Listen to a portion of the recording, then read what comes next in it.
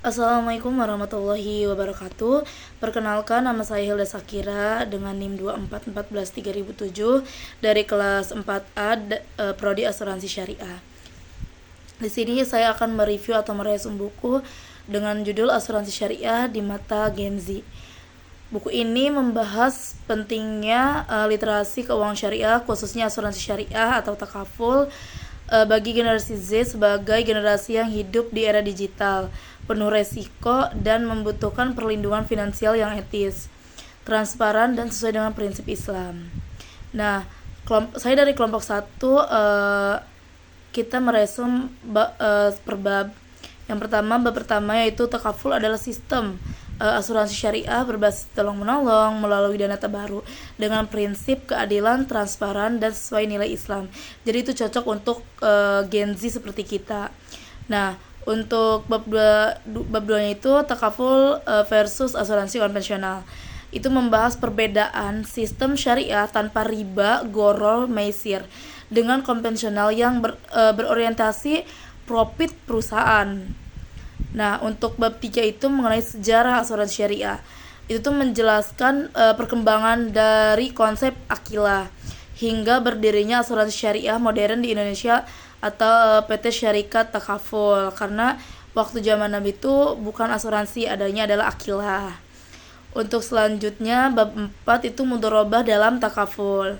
Nah, akad kerjasama antara pemilik dana dan pengelola dengan sistem bagi hasil. Nah, sesuai dengan prinsip syariah.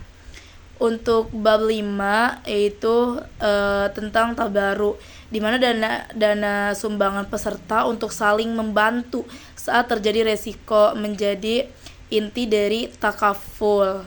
Nah, untuk bab 6 sendiri itu asuransi di era digital dan Gen Z. Nah, di sini tuh menjelaskan peluang digitalisasi asuransi syariah untuk Gen Z nih, serta tantangan literasi keuangan di era sekarang ini. Nah, untuk bab 7 itu ada jenis usaha asuransi syariah nih. Nah, di sini itu membahas berbagai produk seperti takaful keuangan, takaful keluarga, umum, pendidikan, dan juga haji. Nah, untuk selanjutnya itu ada bab 8, di mana isinya itu peraturan asuransi, di mana menjelaskan regulasi dan pengawasan oleh OJK dan Dewan Pengawas Syariah. Nah, yang selanjutnya bab terakhir yaitu adalah analisis SWOT dan prospek. Di situ tuh membahas kekuatan, kelemahan, peluang, dan ancaman industri asuransi syariah. Oke, di buku ini juga ada kelebihan dan kekurangannya nih. Untuk kelebihannya itu topiknya lumayan relevan untuk Gen Z dan keuangan syariah. Materinya itu cukup lengkap dan edukatif, menggambarkan teori, sejarah, dan praktiknya sudah ada.